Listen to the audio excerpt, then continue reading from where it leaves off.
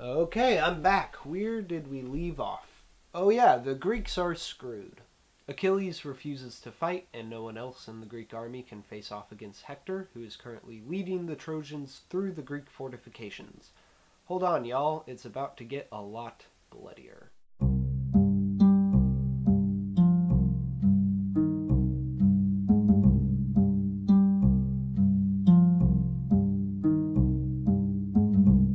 Zeus is pretty happy about the way things are going, so he decides to take the rest of the day off.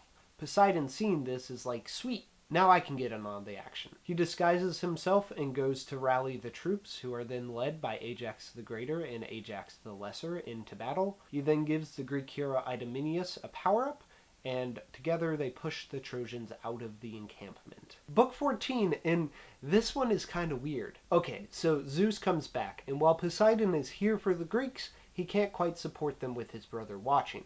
So Hera comes up with a sneaky little plan to distract her husband. She goes to Aphrodite and tricks her into giving her an enchanted breastband. An ornate sash inlaid with magical charms. Sex is in it, and desire, and seductive sweet talk that fools even the wise. Then she goes to the god Morpheus and barters a deal so he'll put Zeus into a deep sleep. She visits Zeus on the mountain where he is watching the battle and seduces him. "Let's get to bed now and make love. No goddess or woman has ever made me feel so overwhelmed by lust." That's saying a lot, Zeus.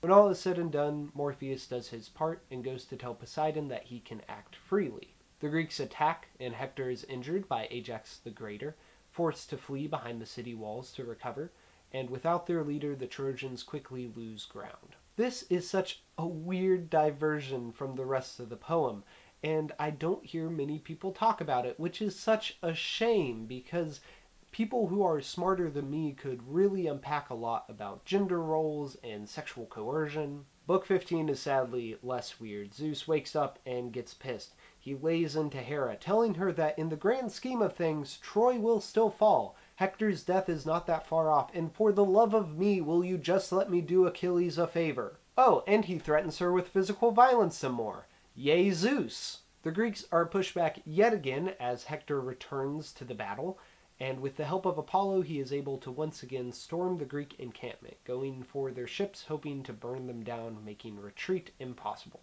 leaving us basically where we were at the end of Book 12. Man, I wish you could have been there. It was exciting, but ultimately pointless. Book 16, we return to Patroclus, who is telling Achilles that if he's not going to help fight, could he at least lend him his armor?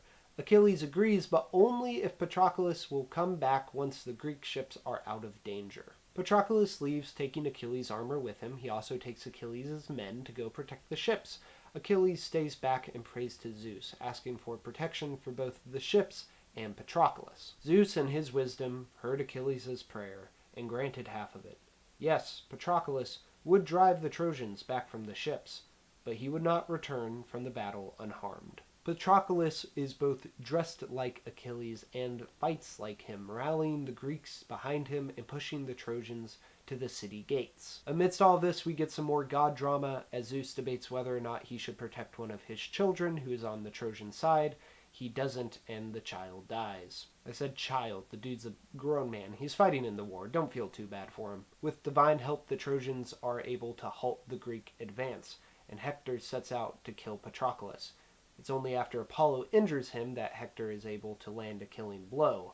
With his final words, Patroclus foretells Hector's death. This is a book about the idea that the inevitability of war looms over all. Book 17 sees a fight break out over Patroclus' body and introduces a new motif about how to honor the dead. The Greeks eventually are able to carry the corpse back to camp, but only after Hector has claimed and donned Achilles' armor. Book 18 is where Achilles learns about his lover's death. He weeps and goes into a great rage, vowing vengeance, accepting his life of glory and his death in battle.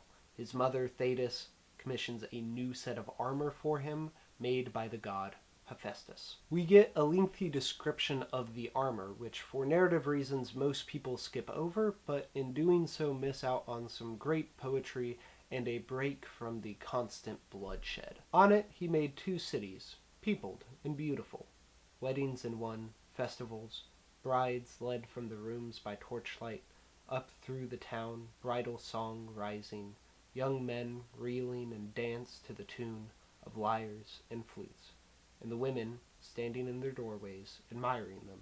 Book 19, Thetis gives Achilles the armor. He returns to council, and Agamemnon gives him both the treasure that he promised in Book 9, but also his war bride, Briseis. After breakfast, the Greeks prepare for battle, and Achilles goes to his chariot and has a conversation with his horses. It's Hera's doing, just go with it. He blames them, but they retort that it was the work of a god, and that when fated, nothing can stop death. As for us, we could outrun the west wind, which men say is the swiftest, but it's your destiny to be overpowered by a mortal and a god. Okay, Book 20, 4 more to go. We got this. Zeus lifts the ban of gods getting involved, but now that they're actually allowed to do it, they decide they just want to kind of sit and watch. Apollo and Poseidon do get involved here and there to protect some Trojans, but the main point of this book is that Achilles begins his rampage. On to Book 21, or as it's better known, the one where Achilles almost TPKs the entire city. Achilles keeps killing dudes and throwing their bodies into the river Xanthos, to the point where he blocks up the river and stops it from flowing. This makes Xanthos pretty angry because he already wants the Trojans to win the war, and here comes along this puny mortal building a literal dam of bodies. So Achilles fights the river. It's so ridiculous, and it's a temporary distraction, because true, while he almost gets killed, Hephaestus steps in, sets a fire, and forces Xanthos into retreat. Achilles does not rethink his life decisions at all, and goes right back to killing Trojans, up to the point where he is about to enter the city gates. Meanwhile, the gods are having an argument about their involvement with mortal affairs, which turns into an all-out brawl. It might just be the most catty moment in a mythology filled to the brim with cattiness. But then again, that really is the conflict here. Every moment of the Trojan War, back to when Paris took Helen, is because the gods somehow spurred it on. Book 22. Hector is now the only Trojan outside of the city walls, and despite his father's pleas, he can't bring himself to retreat. It is until he sees Achilles coming, driven by anger, rage, hatred. He turns and he begins to run. Achilles chases him 3 times around the city. It's only after Athena comes disguised as a fellow Trojan and talks Hector into facing Achilles that he turns and the duel really begins. There's some back and forth about how they're going to treat each other's bodies if the other wins. If Zeus gives me victory over you, I will not dishonor your corpse, only strip it of its armor and give it back to the Greeks. Promise me you'll do the same. And Achilles, fixing his eyes on him, don't try to cut a deal with me, Hector. Do lions make peace treaties with men? The battle would be well matched, but Achilles has Athena on his side, and he knows the weak points in the armor that Hector is wearing. After a short while, he is able to deliver a killing blow, sending his spear into Hector's neck. Once again, before he dies, Hector asks that Achilles honor his body, and once again, Achilles refuses. It's getting a little dark, I need to turn on a light. Book 23, Achilles returns to the Greek camp with Hector's body and prepares for Patroclus' funeral.